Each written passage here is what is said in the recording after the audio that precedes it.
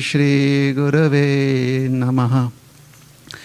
Shri Chaitanya Manobhishtam Sthapitam Yena Bhutale Swayam Rupa Kada Mahiyam Dadati Swapadantikam.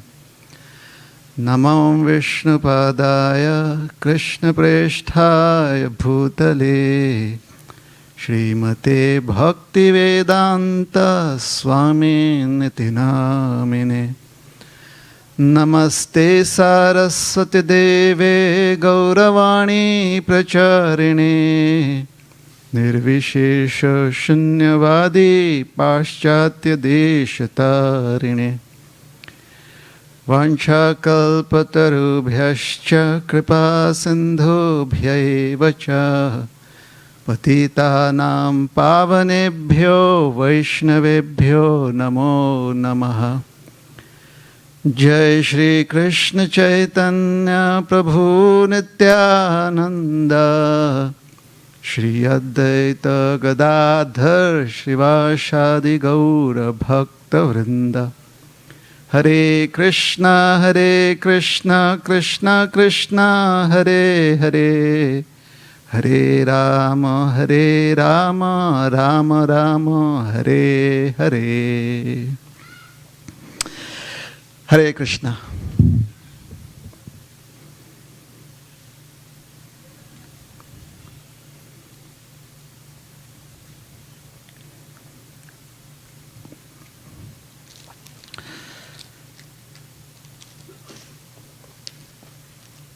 So we have spoken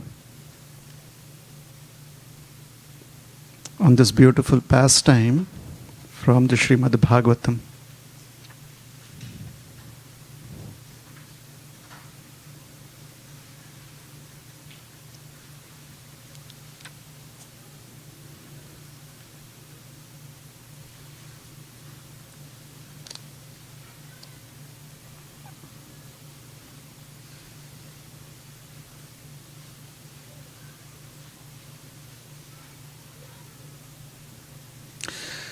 About Mother Yashoda, who was anxious to see that her son Krishna be safe and also he have good character. So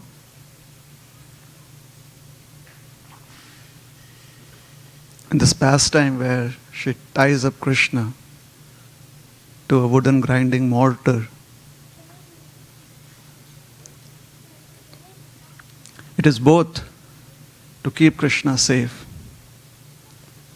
from hurting himself and also to be able to teach him good values.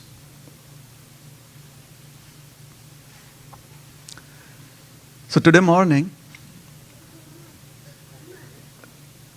we saw how Krishna was fearful of Mother Yashoda. And the reason he was fearful was because he believed that he had made a mistake and he was an offender. Kritagasam.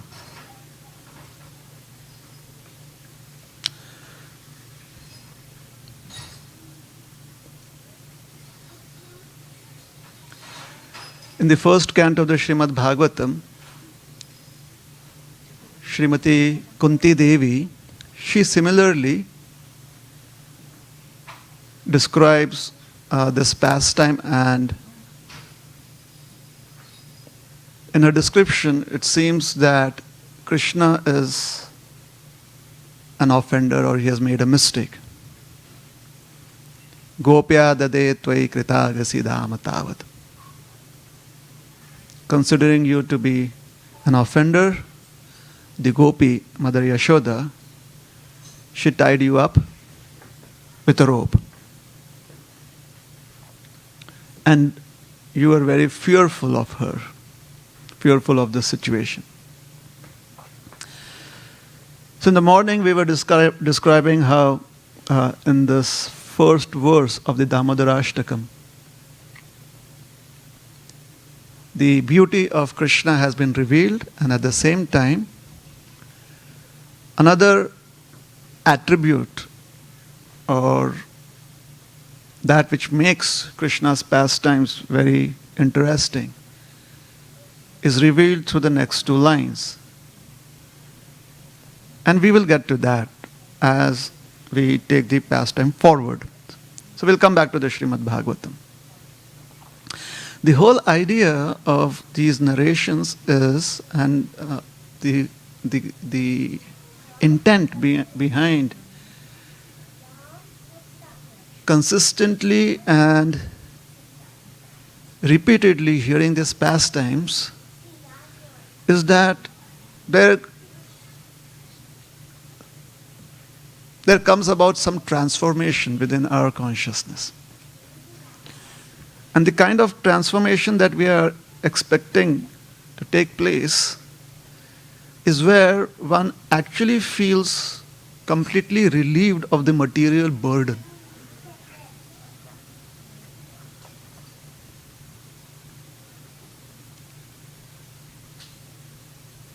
Many a times, the analogy that is used to describe material life is like a donkey carrying a heavy burden. An ass. Do you know of the wise donkey, the wise ass? Have you ever heard a story of the wise ass?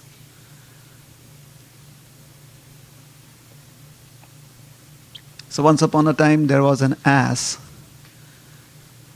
and the ass had a master who would make it work every day. So the master had been contracted by a salt merchant.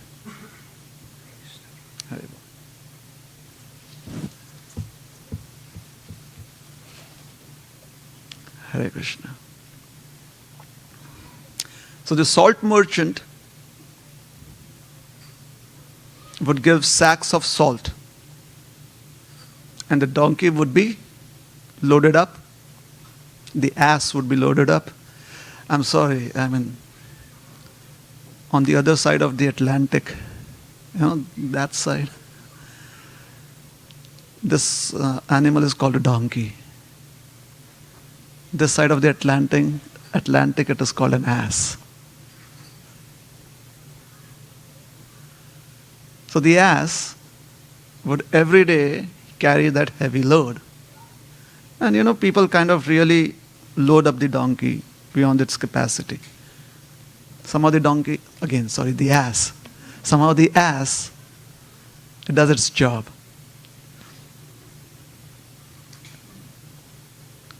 When every day the ass, as it was transporting the salt to its destination, the ass had to get across a small stream.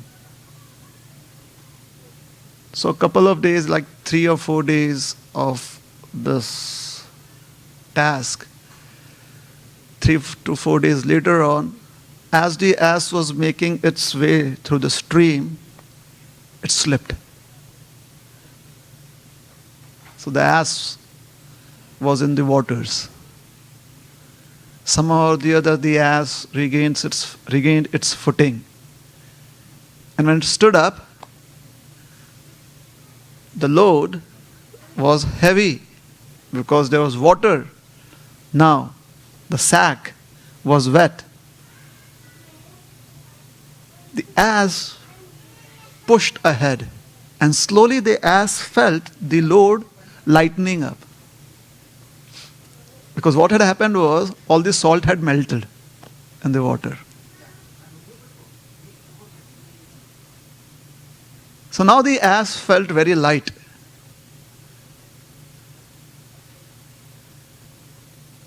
The ass had revelation. It was like Krishna revealed in the heart. The ass had a moment of spiritual realization. Then onwards, every day the ass would just As it was crossing the stream, it would just slump down into the waters, get up, and the load would be light. 3 to 4 days of having done this, 3 to 4 days later, a complaint was sent to the merchant that we are not receiving the amount of salt that you were supposed to send. So he asked the master of the ass, why was that? So that day the master went along with the ass, and he saw the ass do that. So the master was so angry, the immediate response was that he wanted to teach the ass a lesson. The master didn't do that. The next day the master loaded up the ass again. And the ass went through the stream, slumped down, but now when it stood up, the load was much more heavy. To teach the ass a lesson, the master had loaded up the ass with cotton. So all the cotton had soaked in the water. And the master made the ass carry all that load. So this is a story of the wise ass. It's like the living entity who suddenly finds that Krishna consciousness is so wonderful. It relieves the mind of so much anxiety and tension. So every day, the living entity, the fortunate soul, practices Krishna consciousness sincerely. Till one day, material nature discovers a trick. She is the master here. She says, all right, I understand what you are doing. You are melting away the salt of burden. Let me load you up with cotton. So she sends in a little pride, a little recognition, very soft, light. You're like, hey, this is easy to handle.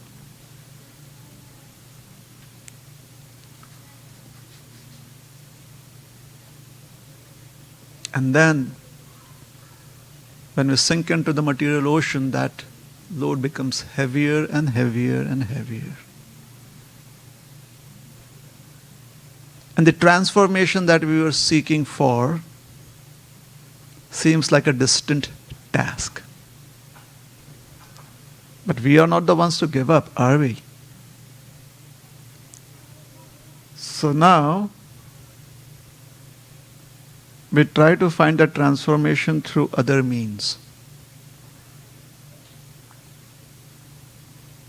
And that can be karma, jnana. One tries to perform activities with the fruitive intent. Nobody can see that we have a fruitive intent. The intent is within our heart.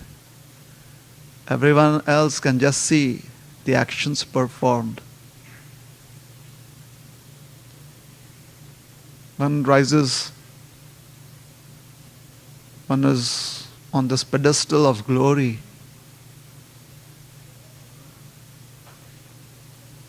Whereas everyone else is feeling that one is very sincere in one's services. Then there is Gyan. Gyan is where we kind of try to analyze everything that is within our reach.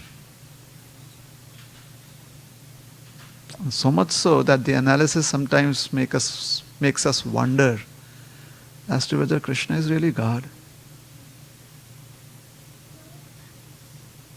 Is devotional service really potent?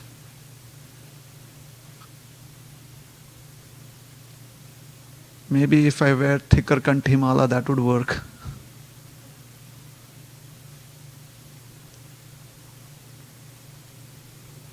Maybe if in a particular month to get extra mercy, I kind of do extra austerity, that would work.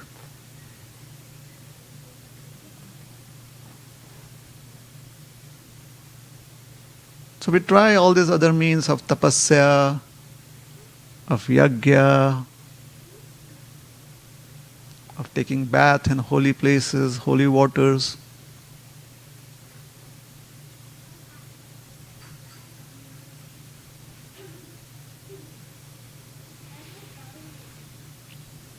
But the conception of I and mine not only stays as it is, it becomes more deep rooted.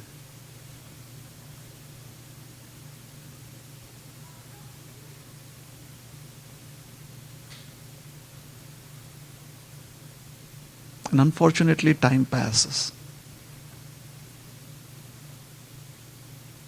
Since Krishna has assured us that whatever progress we make is never lost, so that is to our eternal credit. However, the opportunity to make progress in this human form of life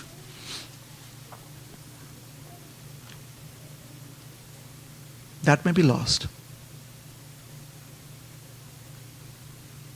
For these broken pieces of glass, like recognition, worship, fruitive intent,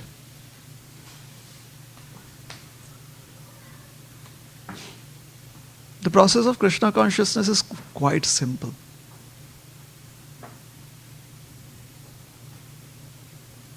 Manmana bhava mad bhakto madhyaji mam namaskaro. What has karma or gyan to do with that? Why do we need fruitive intent, or why do we need unnecessary analysis to engage our mind in Krishna, to be completely and totally infatuated by Krishna? Where is karma or gyan? Where is fruitive intent or analysis needed, unnecessary logic needed to be a devotee of Krishna?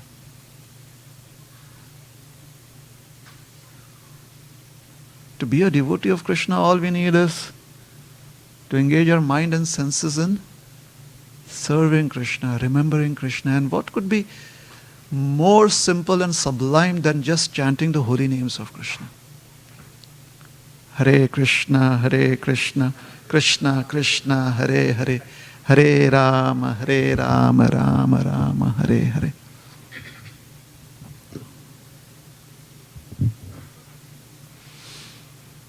In the third canto of the Srimad Bhagavatam, Kapila Dev, the son of Devahuti, he describes the predicament of the living entity.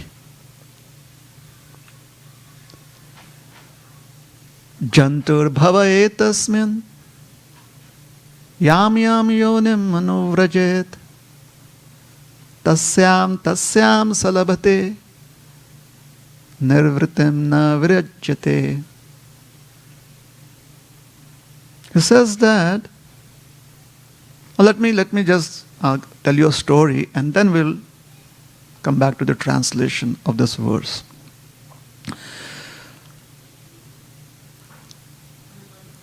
A young man had just taken over the cloth business from his father, and his father had spent his entire life running that business.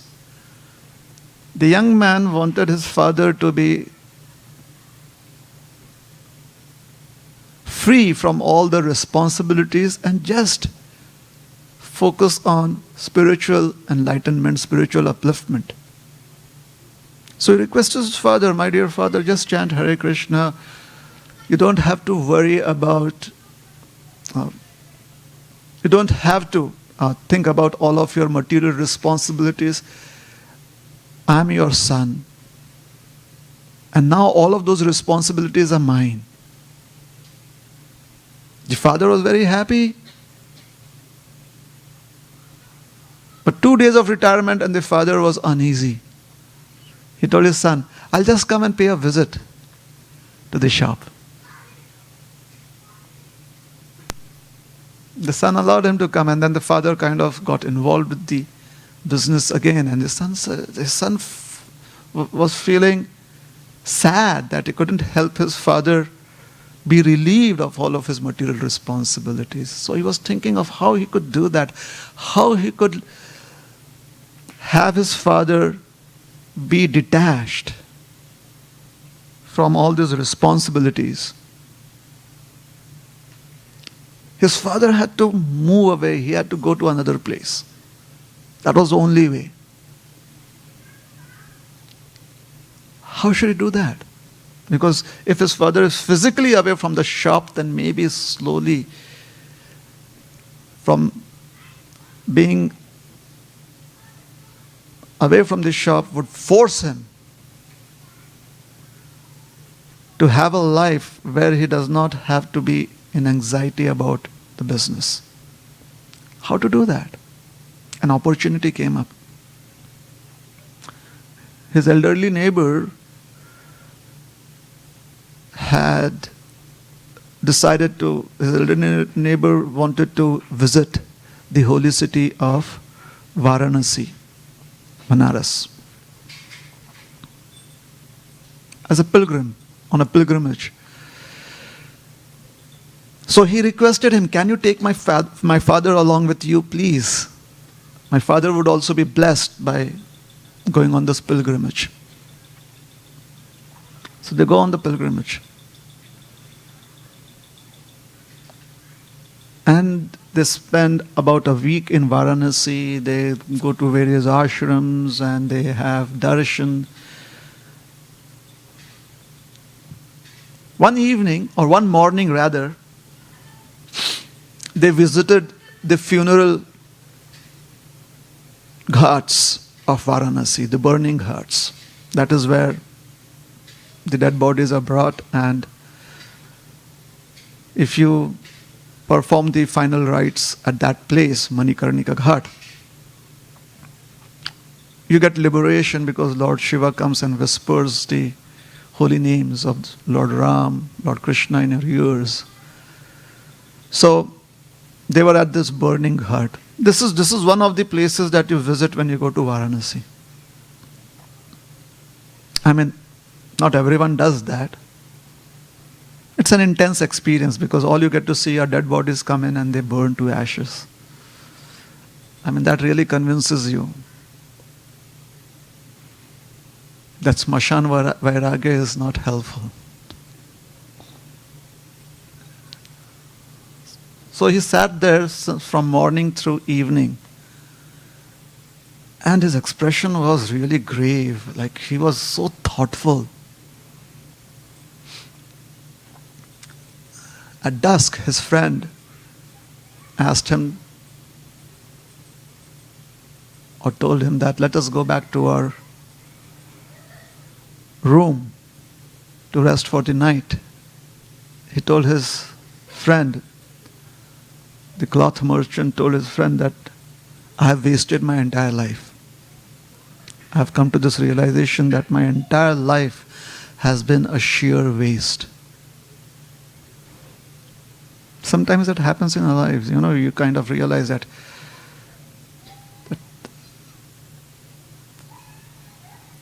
what is the goal of human form of life? Is it really just sense gratification, sense pleasure? And maybe you realize that, no, it is not. And then we kind of think back and feel sad about how we had spent all that time seeking sense pleasure. So the cloth merchant, he said, I have wasted my entire life. His friend asked him, how so? He said, here since morning through evening, we have seen all these dead bodies burn. On every single pyre, funeral pyre, we saw the bodies burn. We saw all of those, the wood, burn the dead body to ashes. And I was thinking that in one day, there is so much of firewood that gets burned. If I had been in the firewood business, I could have made much more profit. I wasted my life being in the cloth business.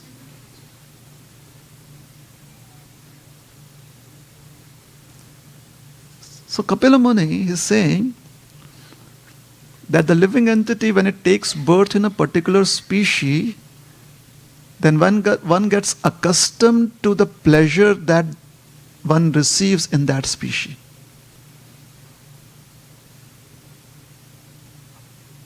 Like we have all the men here, most of them, we have all the ladies there. The ladies get accustomed to the pleasure as ladies. The men get accustomed to pleasure as men.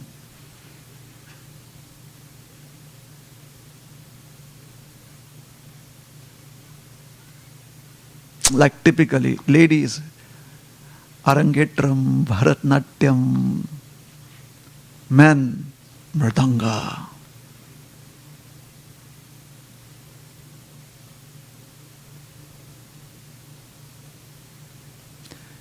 If the species in which we take birth has so much influence on our pleasures, where is the scope for the living entity to find spiritual pleasure? What are the chances? Because definitely this is not a spiritual species that we are in. The body is not a spiritual species. It is a material body. I mean, you give the fish or the hog a pleasure that is not belonging to their species, they don't care about it. Absolutely not.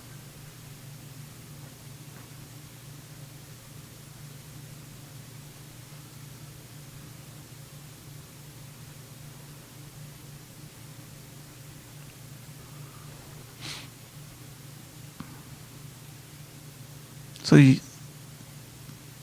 tasyam salabhate yam yonim anuvrajit. This is how powerful the influence of material energy is. And that is how our practice of Krishna consciousness also gets influenced by the pleasures that we are accustomed to in the human form of life.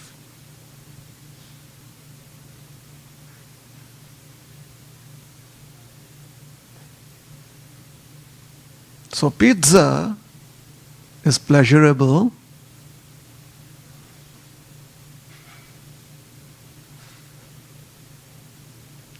Dirt may not be pleasurable to eat. Some of you for Kartik were in Vrindavan, either this Kartik or previous Kartik. You know how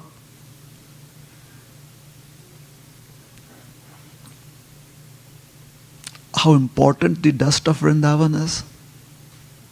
It is called as Braj Raj. Do you think we could have a bowl of Braj Raj for breakfast? Is it possible? Do you think we could use Braj Raj as makeup? Hey, today there's the festival, Damodar Ashtakam, so everyone is in the best attire, best dhoti kurta, best sari, best gopi dress, and Braj Raj on the face. Who does that?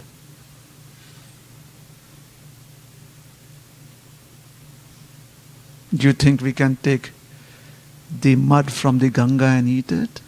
I have seen saints do that. I personally couldn't do it. I know of saints who do that. Our own Jiva Goswami would live on mud. He developed ulcers.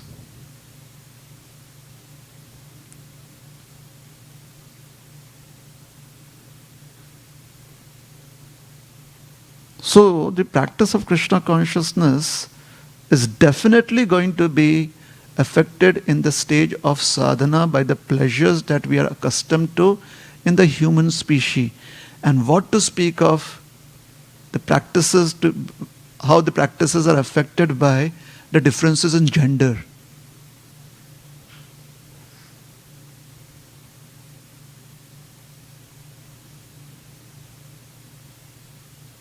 Because that is how the material modes control us.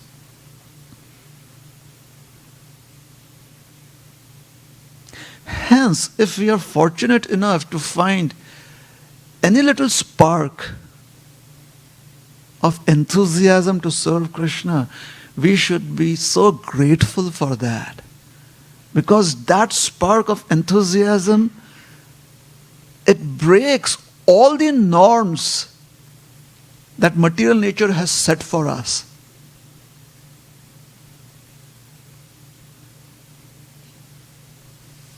How do we understand what is a spark of enthusiasm that is completely uncontaminated by the modes of material nature? That spark of enthusiasm that completely frees us from material designations of body, color, gender. Also, it frees us, it does not let us be affected by hunger, thirst, lamentation, anxiety. That is what is spiritual enthusiasm.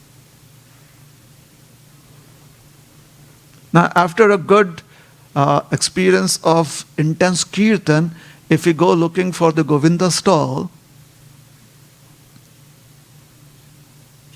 so either the spark was never there, or we are very, very systematically trying to douse that spark.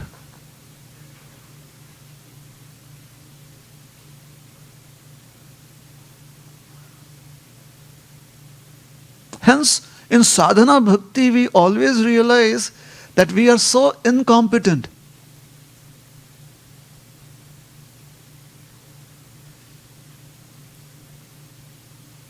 We have so many lackings.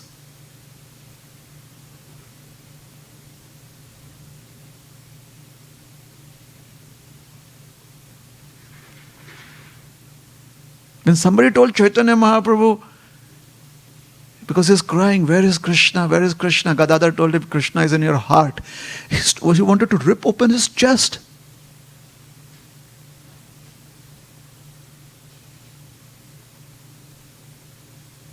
Sometimes when we're chanting Hare Krishna, the only thing that we want to rip is our hair. Like, when would this get over? The intensity is there, but the intent is not correct.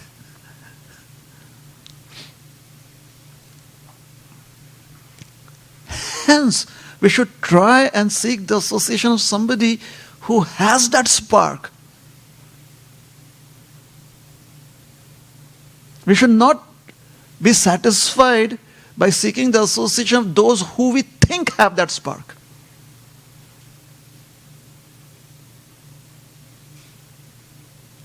How do you make out a difference between the two? If you're really hungry, your hunger drives you to find that which could satisfy your hunger. If you're thirsty, you will find water.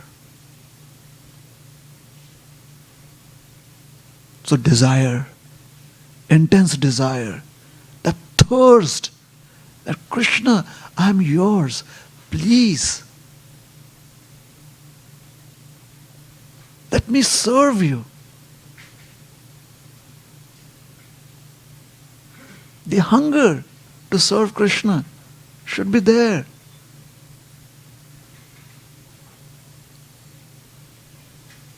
Like, yes, it's difficult. You know how sometimes when you're hungry but your mouth is full of ulcers? You still try somehow or the other to eat. So similarly, We have so many obstacles in trying to remember Krishna. It is as if our life is full of ulcers. Still, we have to try and find the hunger that would motivate us to eat, to practice Krishna consciousness, despite all the obstacles. The drive has to be there.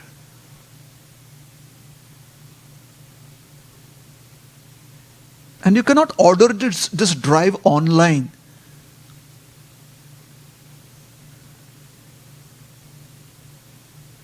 You cannot steal it from another person.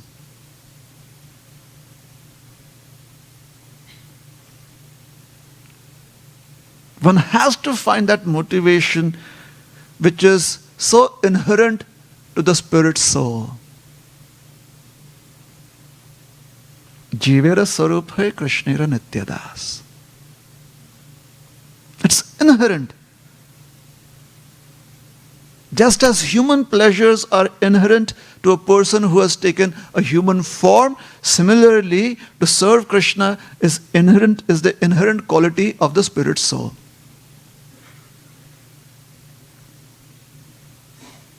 And if we are not able to find that, at least we should cry.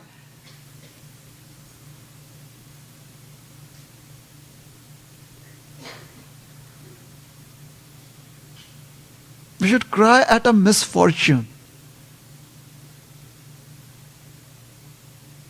Why don't I have that drive? Why don't I have that hunger, that thirst? Please, let me have that thirst, that hunger. This is Damodar Leela. Always hoping for Krishna's grace is good. But Krishna's grace only manifests in its entirety when we cry out for Krishna. When we do our bit. When the entire world is telling us, hey, you can be the king of this material universe or the queen of this world of Maya. Just give up Krishna. And you're like, I'd rather be a beggar in Vaikuntha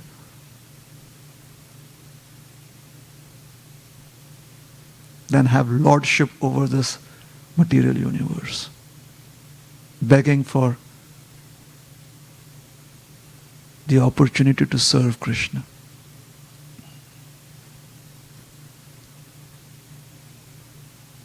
So when Mother Yashoda, she saw the broken pot, she is like, this is not rocket science. I know exactly who's done this. And it was at that very moment that the spilled yogurt from the pot also went against Krishna.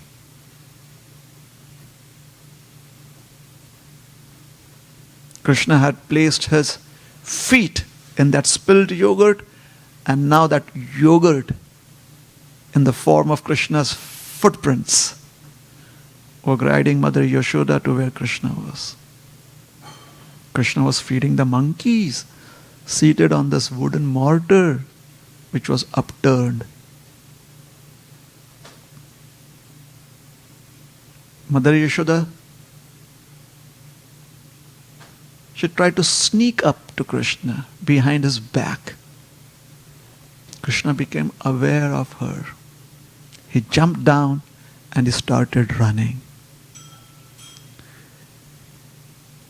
Yashoda bhiyo lokhala dhavamanam.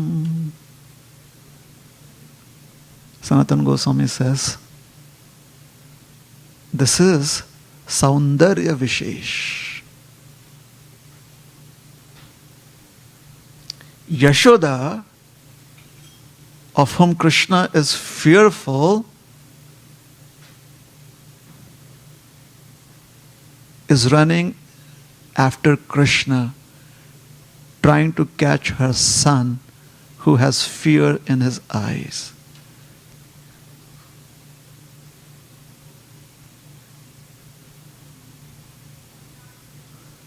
Param rishtamattyantato. Param rishtamatyanta. This is the magnificence of this pastime. Param.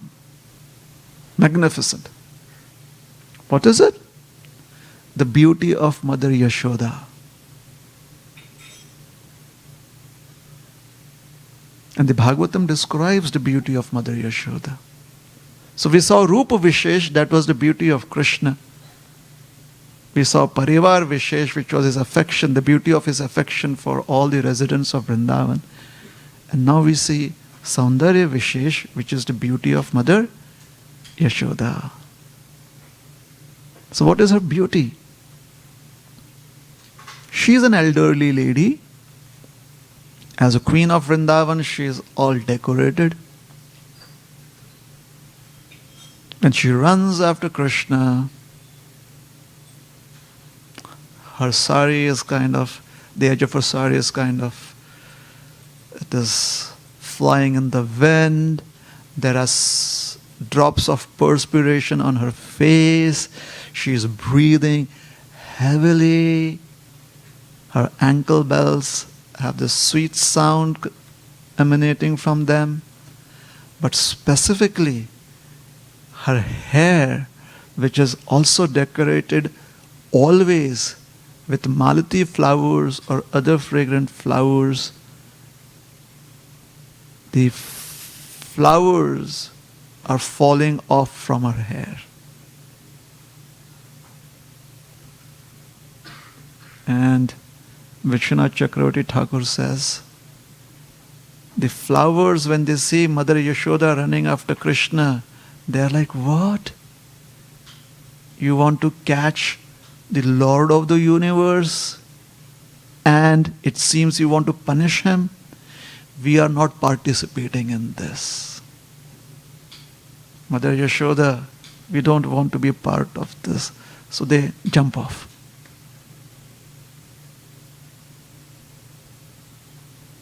So those are the Jnani flowers. Not really, I just made that up. They are the Madhura flowers, the flowers in the mood of sweetness. They are like, no. We are on Krishna's side. And as they are falling off, they are like urging Krishna, go Krishna, go, run. There were another set of flowers that had also fallen off. And these flowers, they were thinking, Mother Yashoda is trying to catch Krishna, the cause of all causes. Krishna is running away from Mother Yashoda. Ayyo. Amazing. She is so great. What are we doing sitting on her head? We should be at her feet, bowing down to her in reverence. So they jumped off. And there were a few other flowers. They wanted to see everything that was happening. They're like, we just want to see all that is happening. We are going to stay right here. So this is the beauty of Mother Yashoda. That even the flowers that she uses to decorate her hair, even they realize her glory. This is the glory of Krishna's dearmost devotee. Srila Prabhupada writes that if one wants to become a devotee like Mother Yashoda, following in her footsteps, wanting to serve her, then one must meditate on the beauty of Mother Yashoda as she is trying to catch Krishna. Or one must meditate on the beauty of Mother Yashoda as she is churning the yogurt for Krishna. So when do we do that? You can ask somebody else. Srila Prabhupada is just inspiring us that this is how one must try and connect oneself to a dear devotee of Krishna. Someone who's very, very intimately connected with Krishna through the pages of the Srimad Bhagavatam. So Yashoda bhiyo lukhaladhavamanam paramrishtamatyantato. So we've come till here. So Yashoda bhiyo lukhaladhavamanam paramrishtam atyantato dhritya gopya. She catches him. So Mother Yashoda is running after Krishna and Krishna is always staying out of her reach. So finally Mother Yashoda is out of steam. She's like really tired. And because she's tired, have you ever been in a situation where you run very hard and you're out of breath? Have you ever been in a situation like that? Like, it's difficult to breathe too. Do you think you're thinking about your next promotion, your next pay raise? Are you thinking about, I have to pick up my child from school? Are you thinking about pizza? Are you even thinking about your services? You're just thinking about, let me breathe in. So what happens is when you're completely exhausted, is that you're free from the general effects of the modes of material nature. So Mother Yashoda, in great passion, with this emotion, this intent, was running after Krishna, and now she's so exhausted that she stops and she tries to breathe in. And that is the moment where she's completely blank of all those emotions that had made her run after Krishna. And since all those emotions had been blanked out, her natural love for Krishna shone through. The love where there is no emotion of wanting to teach Krishna or catch Krishna, none of those emotions. It is just free-flowing, natural love for Krishna. That's it. There's no other emotion attribute affecting that love right now. No other rasa or mellow affecting it except her attraction towards Krishna. And because of that moment where she's so attracted to Krishna, she's like, wow, my child is just amazing. So all that tension, that stress that was on her face as she was trying to catch Krishna, running after him, all that simply dissipated. And now her face was aglow with, wow, my son is so amazing. And Krishna is like, hey, Mother Yashoda's operating system has changed.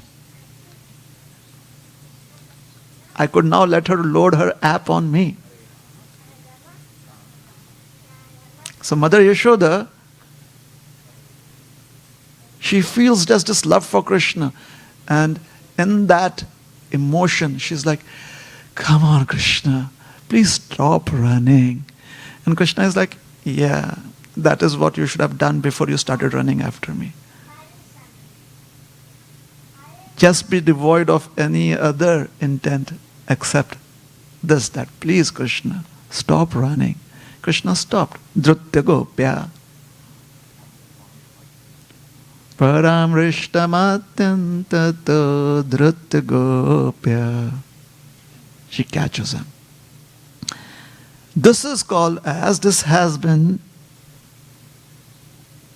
described by Sanatana Goswami, as Sneha Vishesh. Sneha means affection.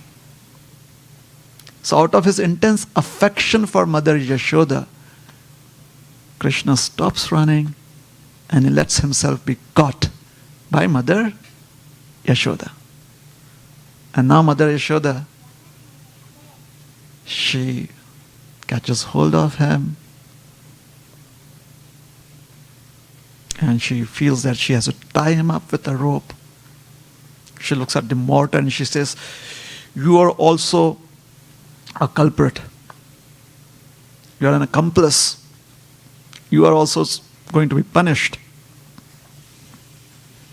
So she makes Krishna stand beside the mortar and she begins to tie up Krishna with that rope. Tie him up around his belly against the mortar, the wooden mortar. The two ends wouldn't meet till the time Mother Yashoda again says, "Krishna, you're so amazing. Let me tie you up." And Krishna is like, "Well, you should have said that before." As soon as Mother Yashoda seeks that shelter from Krishna, Krishna is tied up. The news spreads like wildfire in Vrindavan. Krishna has been tied up by Mother Yashoda with a rope around his belly. Now, 5,000 years ago, they were not really well versed with English. So if we go back 5,000 years ago and we sit in Vrindavan and we narrate the pastime, and Krishna was bound by a rope which was tied around his belly, everyone would be like, and as the speaker, if I look at them and say, "Did you understand?" They would say, "What is a belly? What is a rope?" And then I would realize, hey, I've gone back in time 5,000 years ago. The language is different. So then I would say, and Krishna was tied up by a dam around his udar. And everyone goes, "Wonderful, wonderful, wonderful." Because in those times, a rope is called as dama. And belly or a stomach is called as udara. So the news spread all over Vrindavan. Hey, Krishna's udara has been tied up with a dama. Krishna has been tied up by a dama around his udara. But you know how people they eat up words. So after some time it is like, Krishna tied up dama udara. After some time it was dama udara. Damodara, Damodara, Damodara. And that is how Krishna got his name as Damodar. Because everyone in Vrindavan was telling everyone else, Damodara, Damodara, Damodar. And 5,000 years since then, we still say Damodar.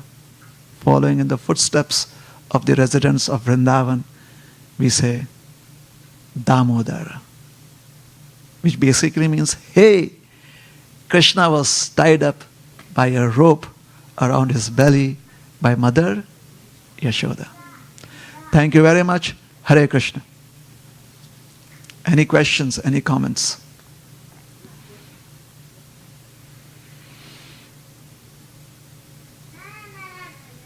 So that brings us to an end of this 3-session presentation on Damodar Leela, where we also try to speak on the first verse of the Damodar Ashtakam. So to conclude, let us just sing the first verse together. Is that all right? Of the Damodar Ashtakam? And hopefully you'll remember all the Visheshas. Namamishwaram Sachid together Anandarupam Lasat Kandalam Gokule Brajamanam Yashodabhiyalukaladhavamanam paramrishtamatyantato dhritya gopya. Hare Krishna. I would especially like to thank our temple management, Namavrata Prabhu, Damodar Prasad Prabhu, and others for this opportunity to speak on Lord Damodar. And I would also want to offer my respects to our Guru Maharaj, Hari Vilas Maharaj. Thank you very much. Hare Krishna.